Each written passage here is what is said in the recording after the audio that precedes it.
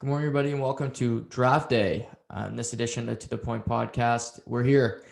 It is April 29th, and it is it's day one of the 2021 NFL Draft that will start today and go all the way until Saturday.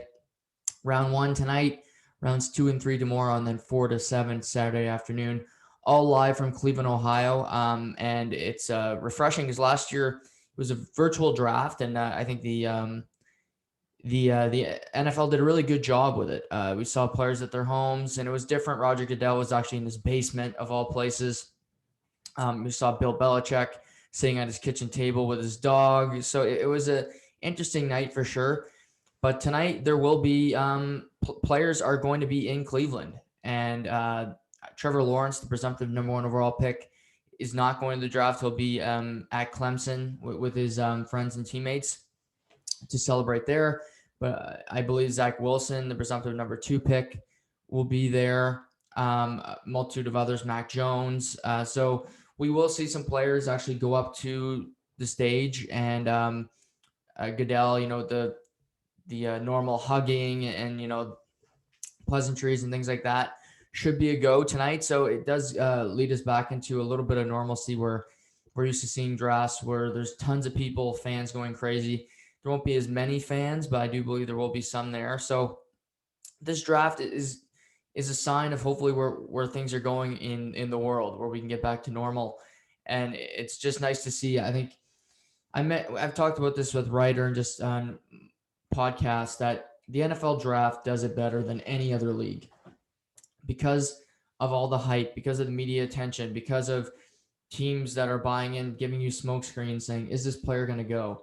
And just the attention these guys get. We talk about quarterbacks. There's going to be 5, maybe go in the top 10 tonight, and which is crazy. And 2 to 3 of these guys aren't going to be any good. That's just the way it goes. A quarterback could be really good in college, and he goes to a bad situation, and his career may never turn around. Sam Darnold went 3 to the Jets. Playing at USC, he looked like a great quarterback. He goes to the Jets, which is the wasteland of quarterback play, and so far in his career, he looks like a bust. Now he's in Carolina, but does he turn it around? What happens there? That could happen to Trevor Lawrence. I mean, he's going to Jacksonville. He's going to be drafted number 1, so it's not even a prediction. That's what's going to happen. Jacksonville does not have a great track record of great quarterback play, really good quarterback coaching for that matter. And their skill position players leave you something to be desired. And just as it, in general, they finished 1-15, losing 15 straight games last year. You're going into a situation where you don't have a lot of talent, and you got to hope that the organization, Shad Khan, the owner, will sprinkle some money and help you, and the team drafts well. But heading into the situation, it's not good. Look at Joe Burrow last year, drafted first overall, goes to Cincinnati. Statistically, not a bad season, but then blows his knee out. That could happen to Trevor Lawrence. You need to at least have an offensive line so you can protect your asset. That's the most important thing because he needs to learn the NFL. Rookie quarterbacks do not have great success rates of going to a Super Bowl, winning them, even making the playoffs. Justin Herbert won Rookie of the Year last year. He did make the play. He was 5-11. So again, it's not all success. You hope to see progression. We saw Justin Herbert; he looked really good last season, but again, 5-11 record. It takes time to learn the league, but it's just crazy how they get so much publicity. The mock drafts. I mean, there's probably 20 plus mock drafts, and I'm talking the whole first round of NFL draft experts, and they don't really mean anything. Because what if they're all wrong? Or what happens? It takes one pick to really shake up people's mindset. And they say, well, we had him on our board, but we never thought this player would be available. What's going to happen? Interesting teams to watch tonight. Really, the draft starts at 4, I think, with the Atlanta Falcons. I think Trevor Lawrence will obviously go 1. Zach Wilson, the BYU quarterback, will go to the Jets. Again, he's got that flair, that Mahomes, Rodgers type effect where teams could see him develop into a scrambler and a really athletic quarterback. with a lot of upside. So I see him going number 2. Number 3, it's kind of been this balancing act between Mac Jones and Trey Lance from North Dakota State. But I look at Kyle Shanahan, the quarterbacks he's had in his career. He drafted Kirk Cousins in the 4th round. He really liked him. He went to Atlanta as the offensive coordinator. He inherited Matt Ryan, who he's had, and he's had Jimmy Garoppolo in San Francisco. Those are all pretty much pocket passers. They're not athletic. Kirk Cousins can scramble for a run when he needs to, but it's not his number one option. Trey Lance is a run-pass option quarterback where sometimes running is more effective for him than throwing the football. That's never been Kyle Shanahan's MO. He likes a guy that can process information and that will throw the ball to the open receiver. And Mac Jones did that better than anybody in college football last year.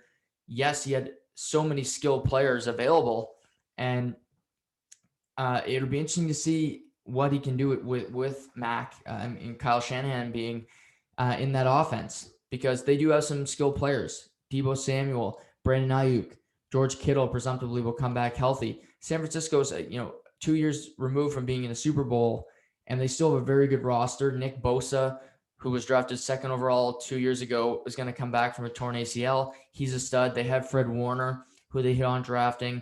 Richard Sherman's gone, but they still have a strong defensive core that they can really look at and say, we have a Super Bowl contending team here. They're in a tough division, but is Mac Jones ready to step into that? It's a lot of pressure being in a division with the Rams, with the Cardinals, and with the Seahawks, all hoping to be playoff teams this upcoming season. So a lot to be decided in that division for sure. And so I see Carolina, I think San Francisco will take Mac Jones. And they traded up from 12 to get Mac Jones. I don't think they need to move up that high. They traded with Miami.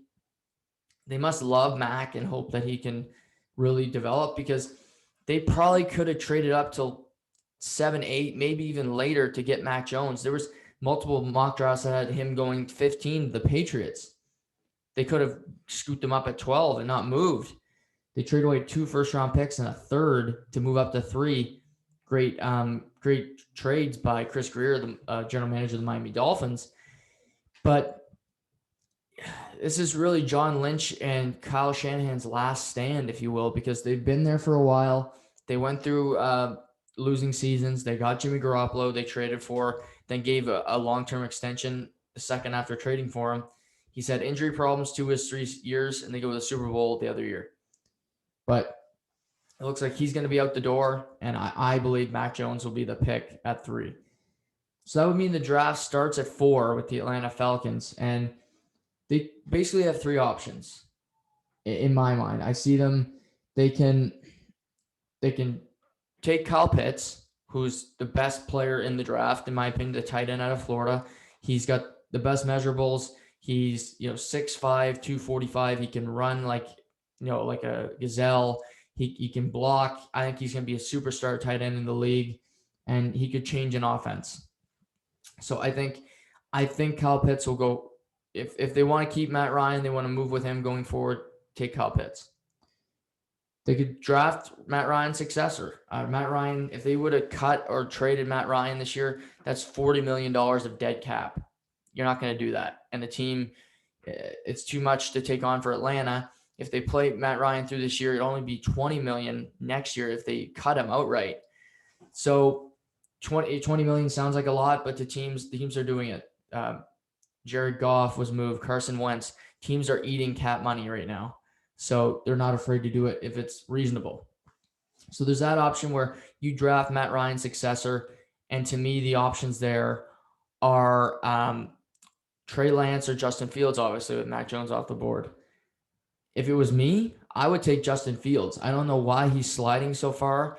You look at his tape, he's got 2 bad games in his career as a college quarterback. Trey Lance has played 1 football game since January 2020. And does he have a lot of upside? Sure.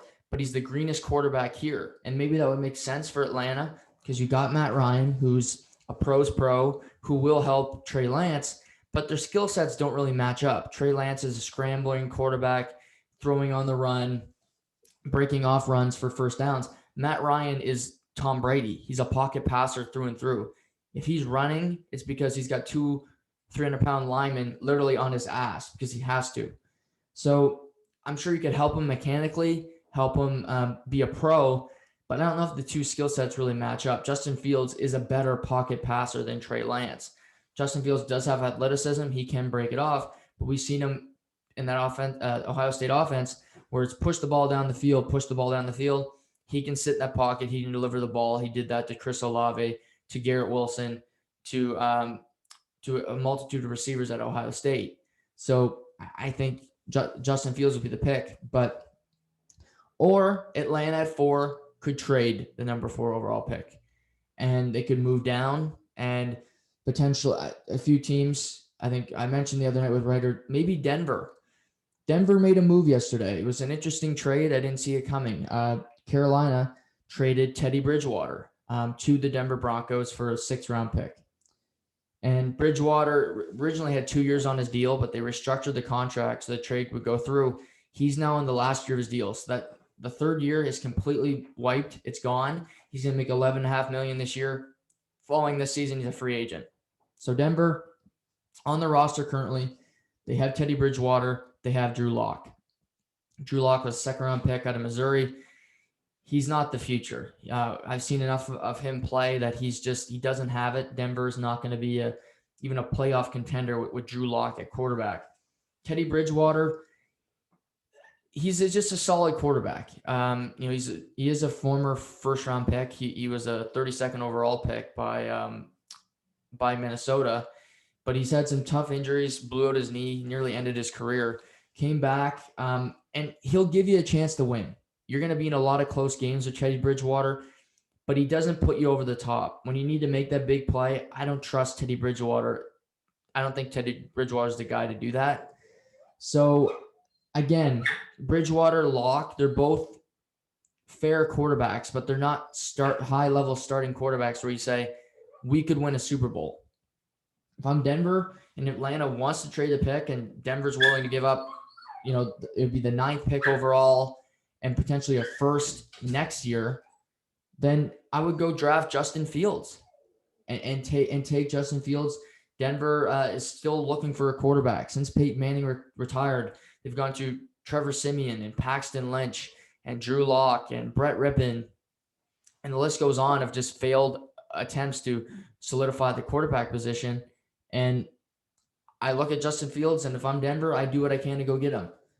Other teams, the Patriots, they have Cam Newton, but maybe they think Justin Fields is going to slide so far that they can get him at 15. And, more power to them. If he drops that far, I think it's crazy because Trey Lance will be picked before then, mark my words. But maybe they think they can get him at 15. They don't need to move up, which, that's fair. I think that's taking a risk because Carolina's at 8. I think they potentially could be in the quarterback market. They traded with Denver, so they lose Bridgewater. So right now they got Sam Darnold and PJ Walker on their roster as active quarterbacks. Darnold's on the last year of his rookie deal. I still think Carolina's in the quarterback market. Adam Schefter even tweeted that just because this trade happened for both sides, both teams could still be looking for a quarterback in this draft. So multitude of options there. And after the quarterback drama, the interesting part tonight was see how far Justin Fields goes in the draft, or if the notion that he was sliding, was that really a true narrative, or was it just all a bunch of hooey? But players to watch tonight, beyond the big names, beyond the quarterbacks, there's guys who I think are lock picks. I think Patrick Surtain will go number 10 to Dallas. I'd be shocked if they did not take him. I think Cincinnati's going to take Penei Sewell, but will they take Jamar Chase, the wide receiver, because he used to play with Joe Burrow and they had tremendous success together? That's an option. I think it's the wrong pick, but that doesn't mean that teams aren't going to do it. Does Miami scoop up Chase if he's available? Does Kyle Pitts drop if Atlanta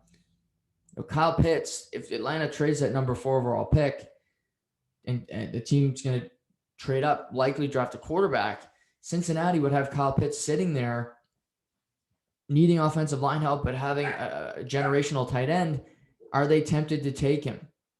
So that would leave Miami to take Jamar Chase, Jalen Smith, Jalen Waddle, any of these players. But a few guys off the top, not in the top 10, I think will be interesting players to watch. Jalen Waddle was the highest rated receiver heading into last season, but he got injured, blew out his knee, broke his ankle, missed almost all of the season.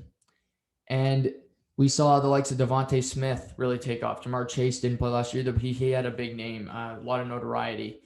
Kyle Pitts obviously having a big season. Elijah Moore from Ole Miss, who I'll touch on. But Jalen Waddle, coming off a big injury, he played briefly in the national championship game, kind of valiantly went out there and fought. Now, a broken ankle doesn't define a career, and maybe he'll be a steal because he was a really good receiver at Alabama. But Devontae Smith, like I said, Jamar Chase, these guys have taken over the spotlight and taken a lot of notoriety from him. So where does he go? Jalen Waddle, I don't think he'll go in the top 10 bat for the Cowboys. You have teams in there like the Vikings and the Chargers, and then you get the Patriots at 15. Do they take Jalen Waddle? They've been terrible at drafting wide receivers and tight ends, skill position players for that matter. But do they look at Jalen Waddle and say, okay, he's a good weapon for Cam Newton. We got Nelson Aguilar. We need an underneath threat, and Jalen Waddle could be that player for New England next year. Najee Harris, the running back out of Alabama as well. I think interesting point for him is number 24. The Pittsburgh Steelers have the pick at number 24. I think if he gets that far, I think the Pittsburgh Steelers will take him. They haven't had an elite running back in a very long time, and he can catch the football. He can run. He's just a brute force. He's like a human truck running at you. So I think that will be the selection for the Steelers if he's available. But interesting for me is, will the Buffalo Bills trade up? Will they trade up to 22, 23 and steal Najee Harris away from the Pittsburgh Steelers? Because the Buffalo Bills were in the AFC Championship game last year, closer from representing the AFC in the Super Bowl. If they can get a strong running game, Josh Allen continues to show he finished second MVP voting last year. They're bringing Stephon Diggs back. They have Cole Beasley. I still think they need to upgrade their tight end position a little bit, but they have the weapons necessary to represent the AFC in the Super Bowl this season. Najee Harris just upgrades that offense to another level. They got Micah Hyde, Jordan Poyer, Matt Milano at linebacker, Tre'Davious White at corner. They are loaded. They need a running back. And I think for them, trading up and getting Najee Harris, do what you have to do because you're in your Super Bowl window. You have Josh Allen on a rookie contract. Buffalo, you haven't been in a position to win in a very long time. Take the plunge and see what you can do with this roster. I mentioned Elijah Moore out of Ole Miss, wide receiver who didn't have a whole lot of pub heading into the season. He's risen into potentially late first-round pick. The guy can play slot. I think he can return kicks. He does a lot. He's similar to Kadarius Toney out of Florida. But I think both of these guys will be interesting to watch, both coming from the SEC and where they kind of fit in these spark plugs for both teams. And finally, one of the smartest picks you can make in the draft, but it doesn't get any appeal because it's not, quote unquote sexy, is drafting an offensive tackle. And Penei Sewell, I think, will go 5. But after him, the next best available offensive tackle is Rashawn Slater from Northwestern. And it's interesting to see how far he drops because I don't think he'll go in the top 10. But you got the Chargers, again, Minnesota. There's some teams in there. Maybe even New England would take him, which wouldn't surprise anybody because they just do that even if quarterback was available. But he's an elite tackle. He's almost at Penei Sewell's level. To get an offensive tackle, a generational one that could be with your team for years, is invaluable. I think of Quentin Nelson with the Colts, Zach Martin with the Cowboys. When you get a chance to draft offensive tackles, it's a position that you could have for years and years, and potentially, this guy could be a Hall of Famer. So how far does he drop? And does Penei Sewell drop? If Cincinnati takes a skill position player, how far does he drop? So this draft is defined by offensive tackles and wide receivers.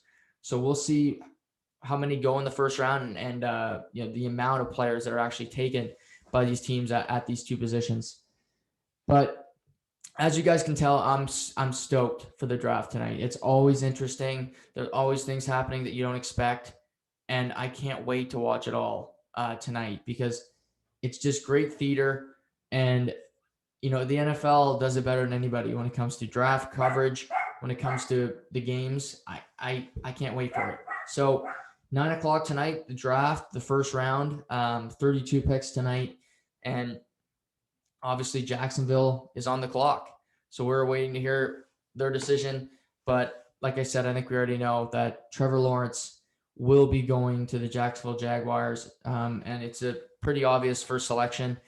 And we'll see where it goes from there. But it looks like Trevor Lawrence will be going number one tonight. So enjoy the draft. I know I will. I'll talk about it tomorrow with all the surprises and all the different picks, potentially trades tonight, and everything in between. So the draft is going to be a lot of fun for sure. Pivoting to hockey.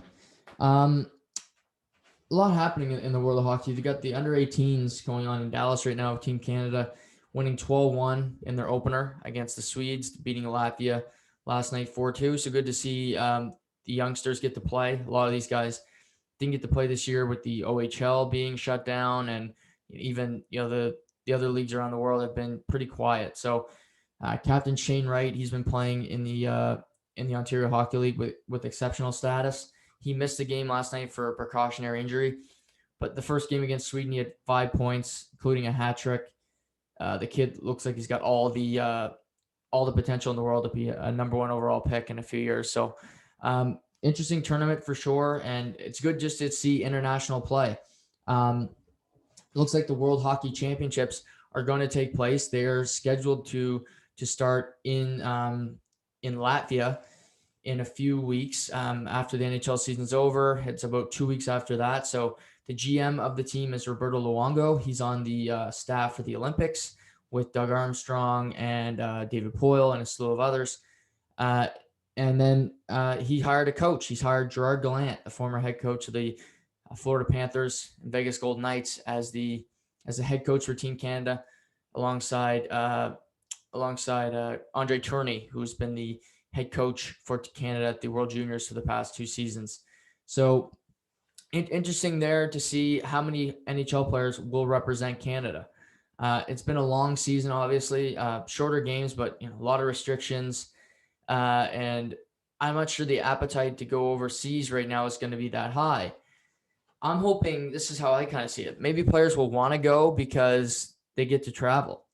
You've been say you're playing you're Thomas Chabot for the Ottawa Senators.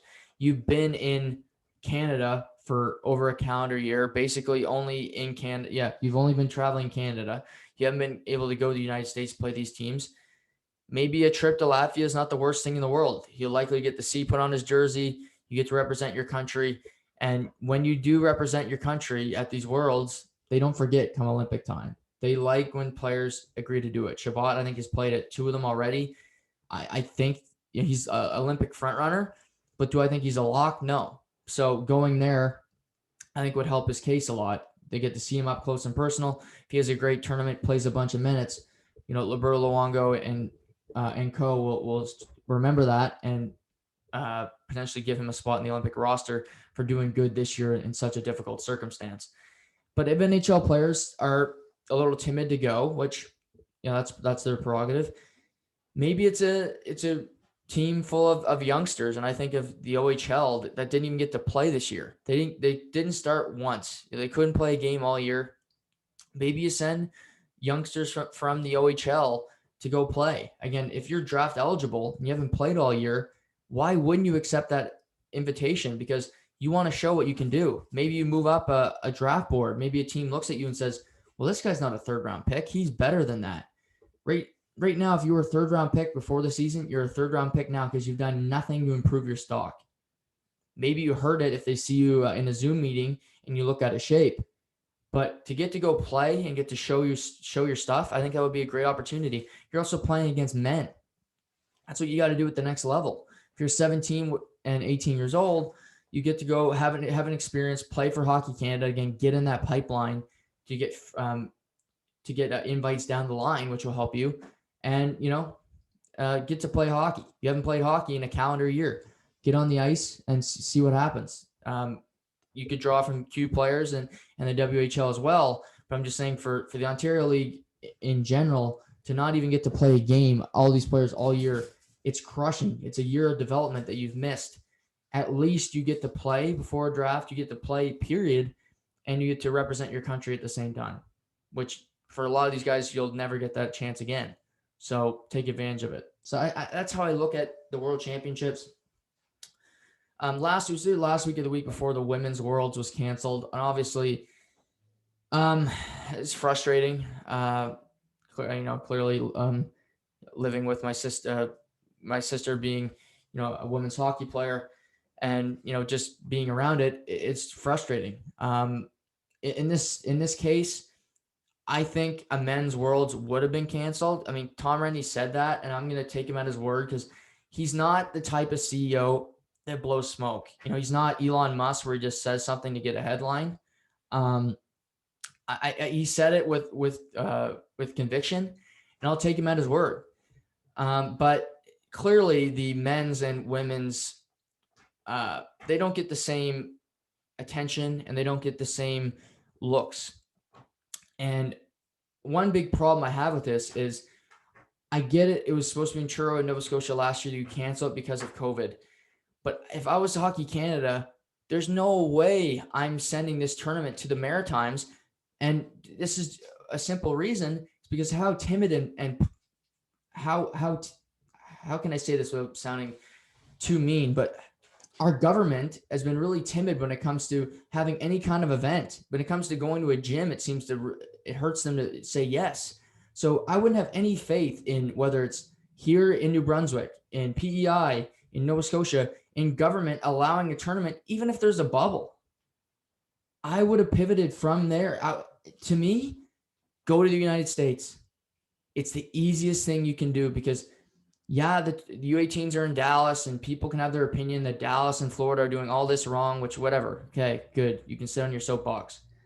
But guess what? The tournament's being played. It's a U18. The U18s, yes, they're important, but they're not more important than the women's Worlds. We got the Olympics in 7 months. And it's so important that these women play. And they don't get the chance to. And yeah, they said they're going to reschedule it. But I look at it as a failure, number one, at the IIHF for saying, let's go back to the well in Nova Scotia. No. Because I just look at actions and I look at the way the governments are ran, and it's basically a pussy government where anything happens, it's going to be shut down. And again, I'm not commenting right or wrong. I'm just looking at it from the sense of, can we get this tournament off and running? Because I see it as, you could have started this tournament and it would have been canceled because of all the cases in Nova Scotia right now. And if people thought that tournament would have been played with where it's going right now, I think you got pie in the sky, because it just wouldn't have happened. But again, I think it's frustrating I understand the female athletes. The tournament should have been played, period. In Nova Scotia, I don't care about the case. Again, sometimes life just goes on. Again, you go to work, you do stuff. Yes, there's a pandemic, but it's not front of mind every day for everybody. Maybe it is for Fauci and all these doctors, but these women have been training for over a calendar year. They didn't get to play last year. And this is their event. Other than the Olympics, the Women's Worlds, that's the coup de grace. And you take that away from them because Nova Scotia is afraid of what? Just being in a bubble and having these players fly in. So clearly, I think the Nova Scotia government should take some heat here, but also IIHF for being tone deaf. Have somebody on the inside. Have somebody that watches the governments in the Maritimes and see how they've acted over the past calendar year. That really tells you everything you need to know about how they're going to react to situations that seem a bit dire. And I don't think they did that efficiently enough. So this is what happens because of it. But yeah, like I said, U18s are in Dallas. Hopefully the women's worlds can be played. I guess they're targeting August or September now. Definitely won't be in Nova Scotia. They'll never have that tournament in Nova Scotia ever again. I don't know if the World Juniors will be back in Halifax after this fiasco. But hopefully they get to play again. The World Championships slated to start in Latvia. We got the U18 men in Dallas, and it's just unfortunate and, in my opinion, a little sexist that the Women's Worlds doesn't get to play while these two tournaments are off and running. So tough break for the women, but hopefully they get on the ice sooner rather than later and start kicking some American ass. That's all we can hope for. When it comes to the NHL, it's the NHL. I love it. You know, I've never met a person in my life that loves sports as much as me. And maybe if there is, you can let me know. But I don't think there is. I live for it. Obviously, I'm doing this. It's just part of my being. But I'll admit this NHL season is getting tired, and it's only 56 games, but it feels longer because of all the teams playing the same. And it's like yesterday. You know, I'm just at work, and you know, I listen to other people how they talk about sports. And you know, yesterday, Toronto Montreal, big game Wednesday night. No, it's not. No, it's not, because Toronto's going to the playoffs. They don't even need to play the game. Montreal looks like crap. It's not a big game. Like, okay, it's a big game when Toronto Montreal play 5 times a year, and it's on a Saturday night. And okay, great. You know, and there's packed house at the Bell Center because, you know, you go to the ACC, you don't even hear the fans. So there's no difference this year from last year. But it's not a big game. It's a nothing game. Just like tonight, Toronto, Vancouver. And it's not just that. I think you look across the league, you really want to watch Ducks against the Sharks, Ducks against LA. I mean, it's Ducks LA 4 straight games now. The ratings must be killing on those games. But I don't care. And I hope the playoffs brings us something. And I'm talking league-wide. There are better divisions when it comes to watching games. The Canadian division is by far the worst for me. I find it very hard to get engaged because a lot of these teams just bring nothing. It's just going through the motions. And I think the Central, when you got Tampa and Carolina, even Florida, that's more interesting to me.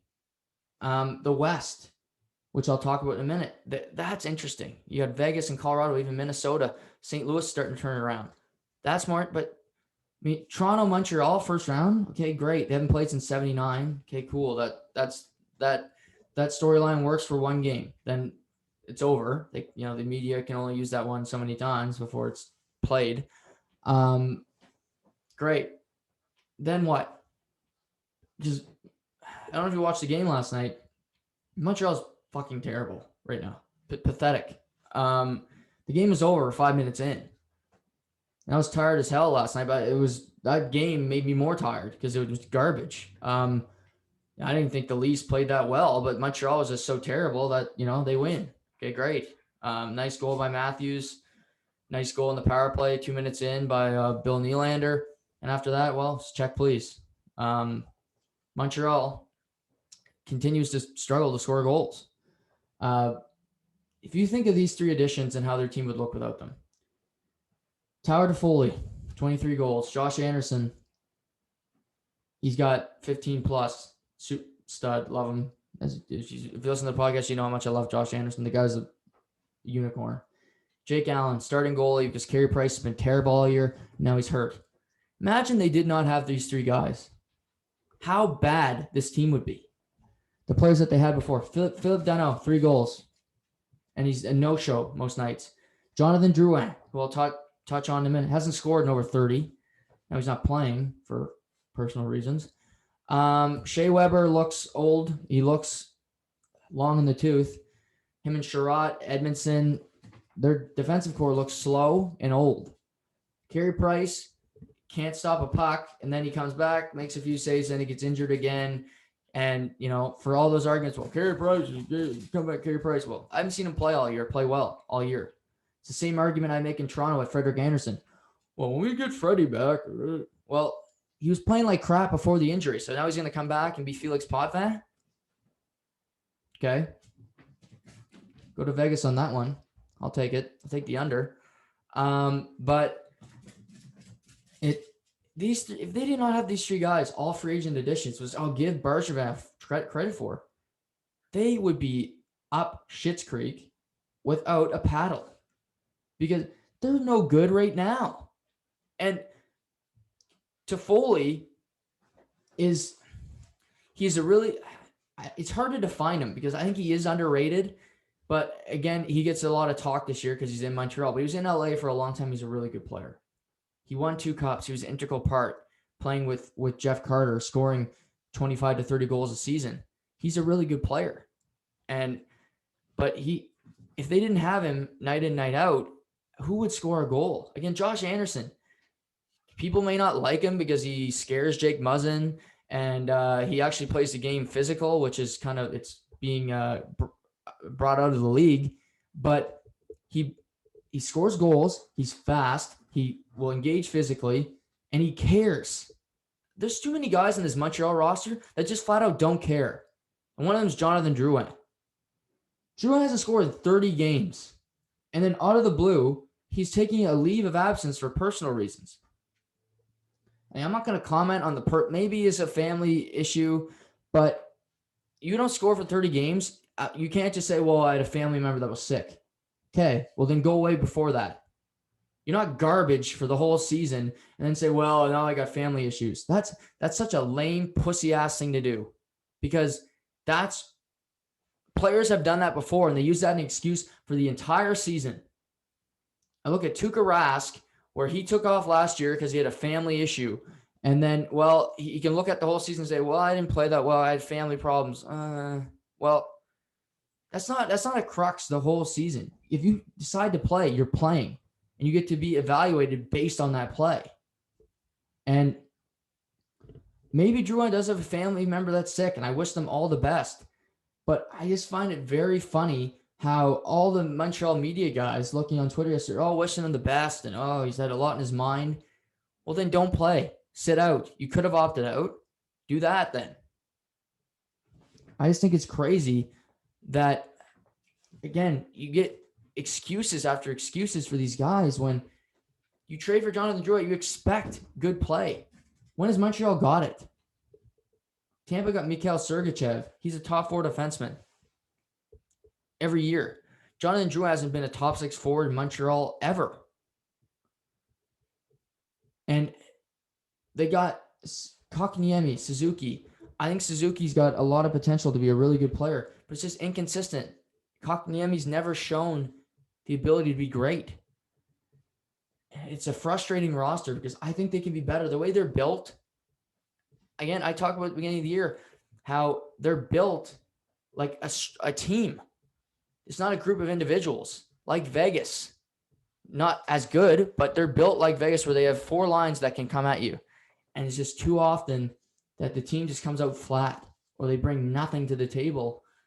And that was last night. Again, last night was a nothing game. Toronto gets 2 points. Great. Clinch a playoff spot.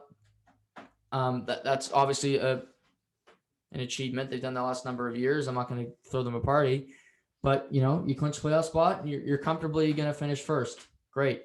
You're likely going to get Montreal, and the way they're playing right now, you got to feel comfortable and feel confident heading into the playoffs, which there's not much else you can ask for. But with Montreal, they want Calgary to catch them. They want Vancouver to make it interesting if Vancouver could beat Ottawa. But Montreal's just lucky they're playing in this terrible division where teams are just flat.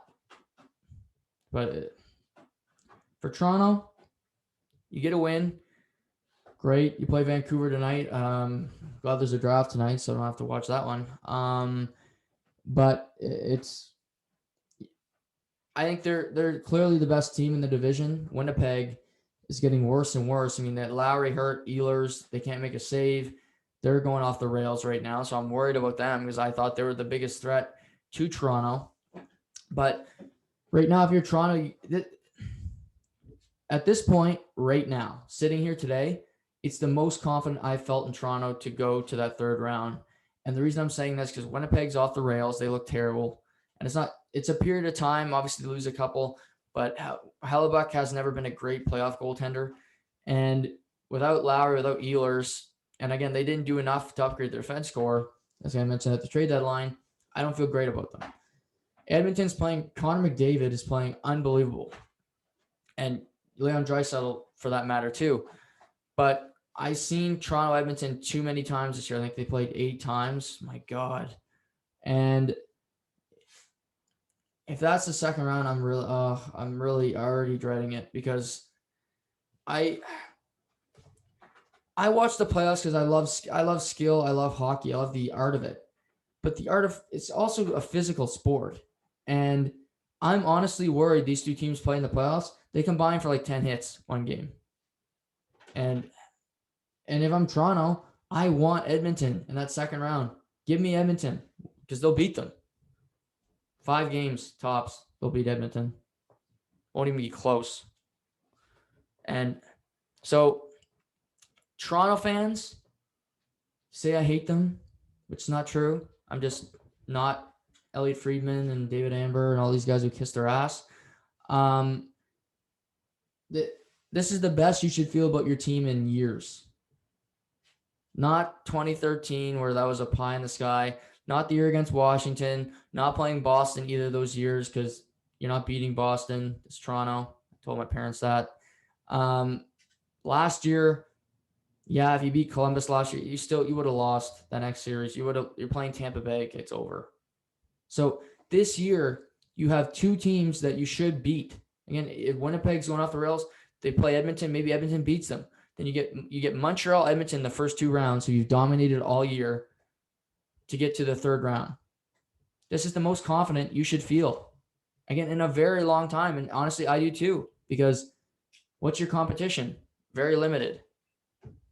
Connor McDavid's incredible. He's got 84 points in 47 games. Unreal. 7 points in his last 2 games against the Jets. I think he might get to 100, which is 100 points in 56 games would be an incredible feat. But what does that mean when it comes to playoff time? Nothing. I mean, the points totals go back to 0, and it's a team game. And I look at Toronto's team, and I think it's just better than Edmonton's. So individual achievements, even Matthews, Rocket Richard, yeah, great. You put it in the trophy case. Once you do come playoff time, that's all that matters. And for this Leaf team, this regular season has been irrelevant because great, you go through and you get Jack Campbell going, and he's now Ed Belfour, and you love him, and Alex Galchenyuk's Darcy Tucker, and great. But once you get to the playoffs, if you don't win, then all this narrative and all this talk and all this pub and ass kissing is for naught.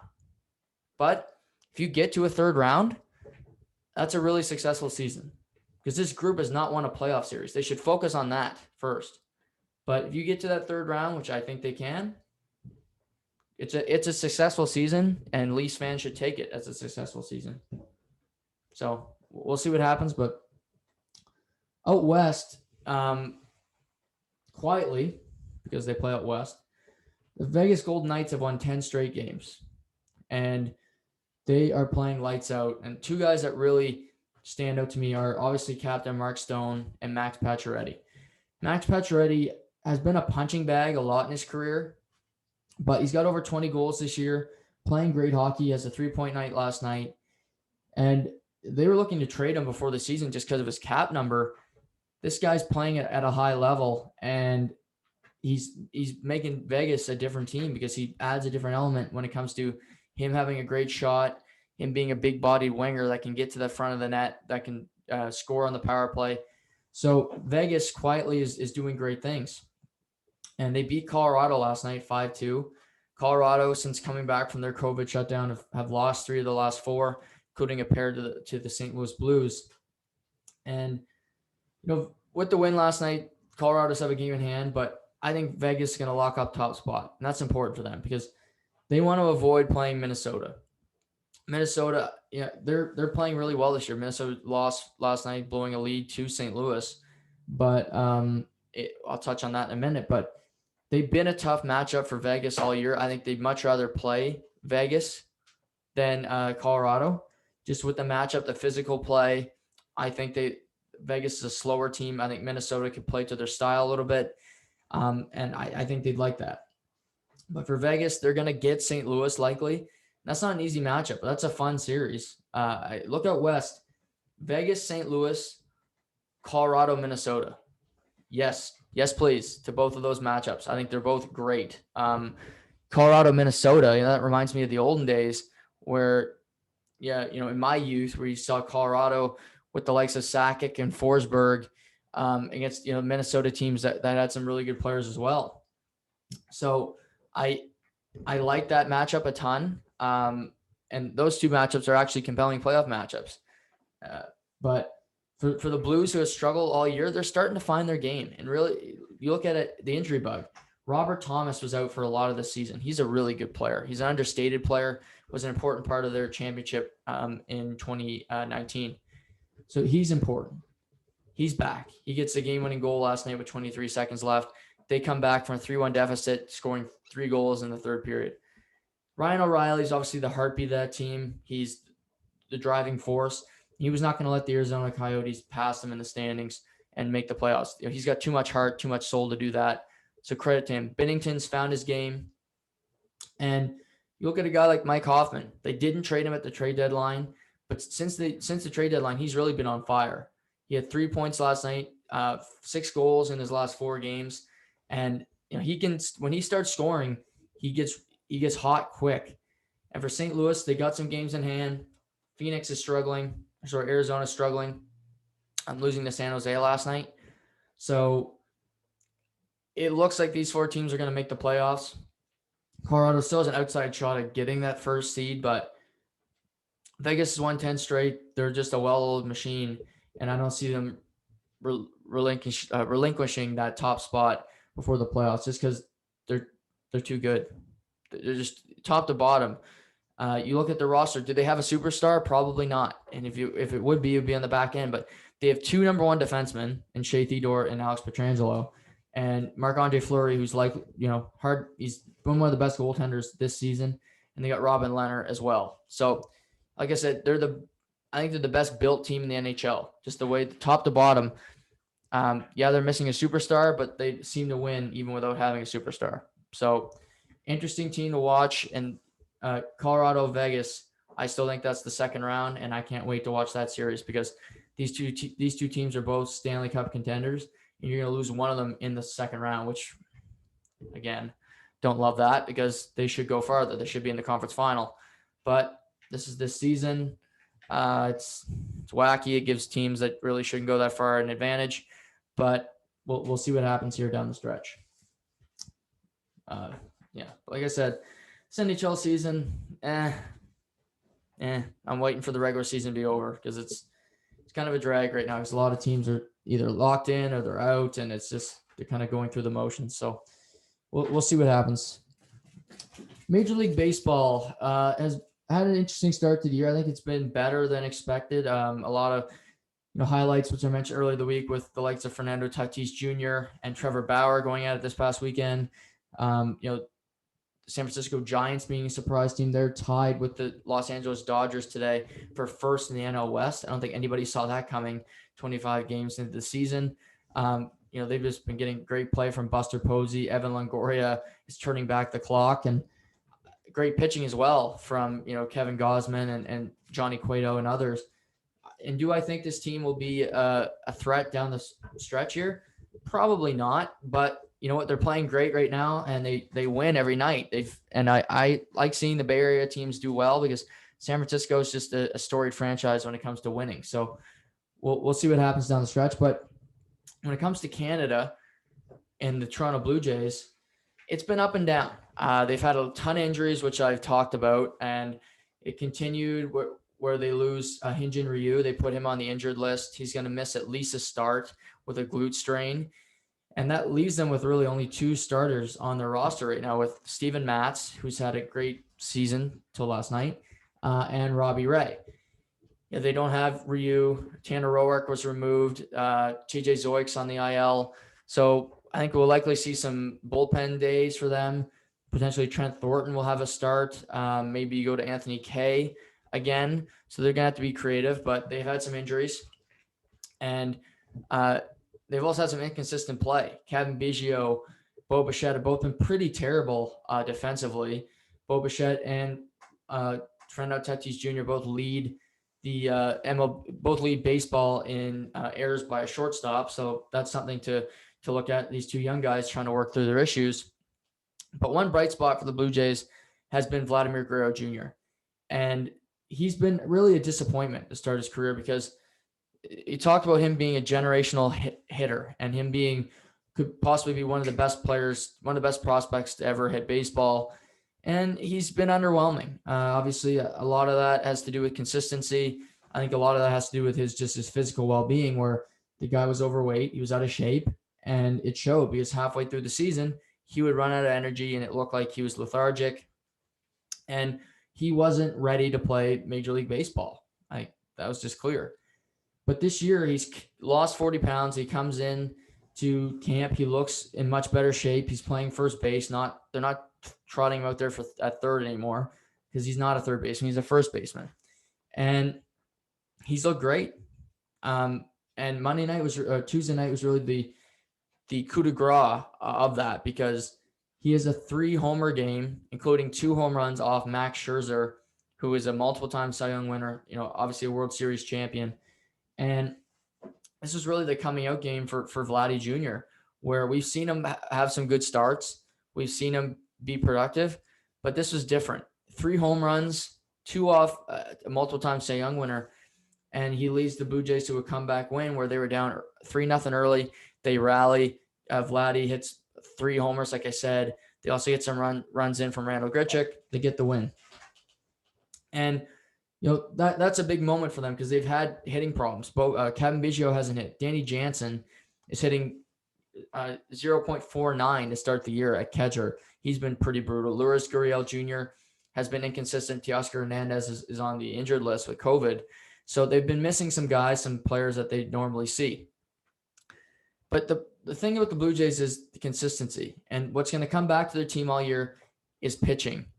And they get a big win where the pitching was okay. Trent Thornton gave off 2 solo home runs to Trey Turner early in the game.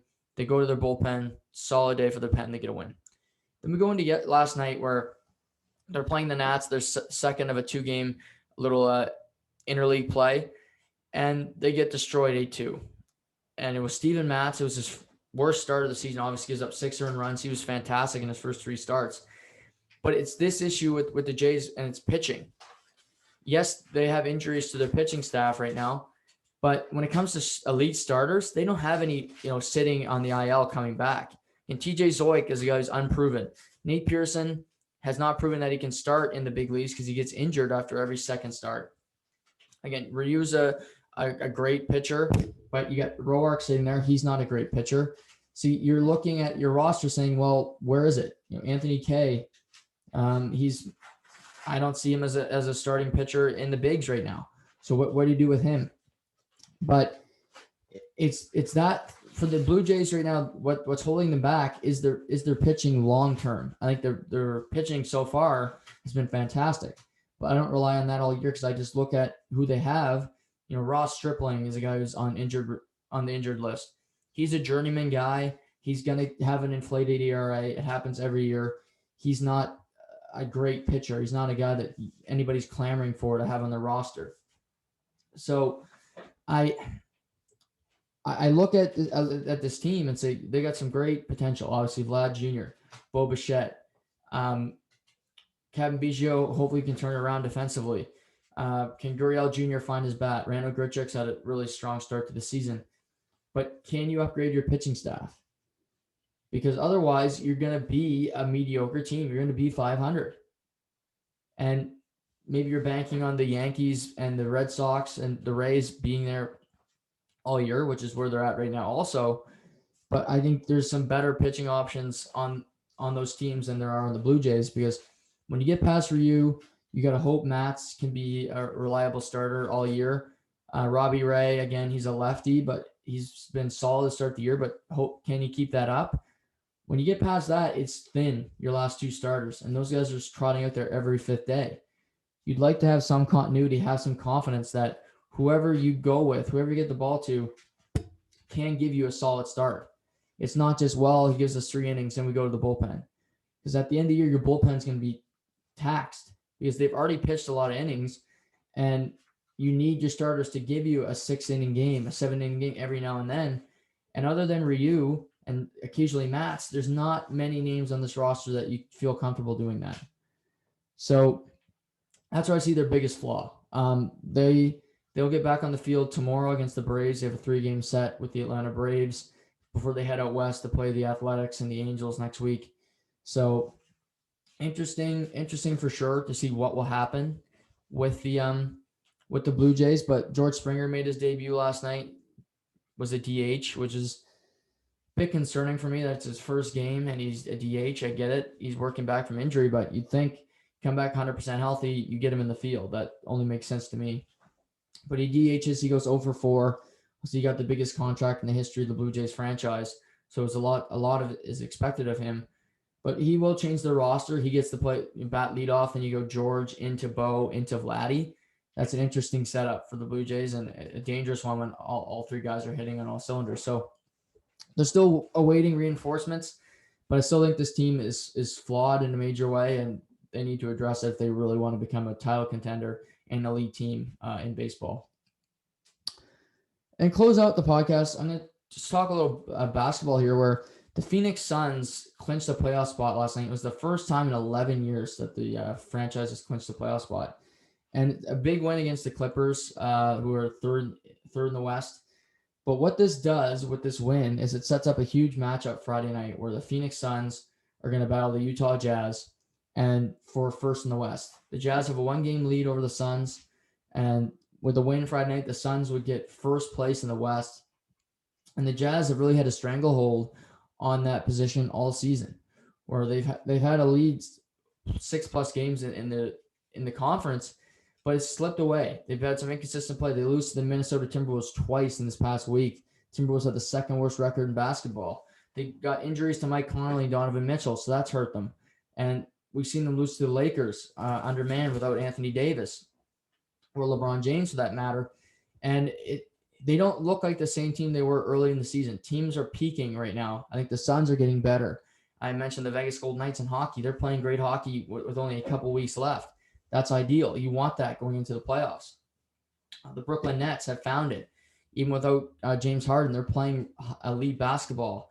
The New York Knicks have won 10 of the last 11. They're playing at a high level late in the season. So Phoenix, Utah tomorrow night, it's a huge matchup because, again, getting that first seed, you get home court throughout the entire playoffs, and maybe you avoid a tougher matchup. As of right now, you got the Lakers in that 5 spot. So potentially Utah might like that 2nd seed better because you get to play, assuming the Lakers get through, they win the first round against Denver, be Lakers, Suns, and then Jazz. If they were to drop to the 2nd seed, maybe you get the Clippers. You like that option better because, the Clippers are, weak in the playoffs and they're not mentally strong. And you likely have to beat both of them to get to the final anyway, but it gives you one less tough option until the very last minute. But credit to the Phoenix Suns. They go out there, they trade for Chris Paul, who turned things around last year in Oklahoma City. He's averaging 20 and 10. He just does that routinely. We've seen Devin Booker emerge as one of the greatest scorers in the NBA.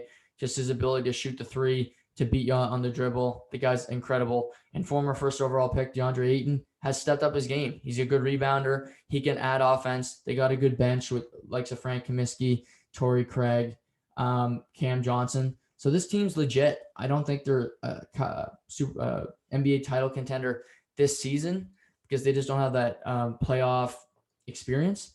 But getting to the playoffs and winning a few rounds potentially, or at least getting into a tough matchup with the Lakers, would be really good experience. And you never know. Chris Paul has played in a lot of playoffs. He's got that playoff mentality.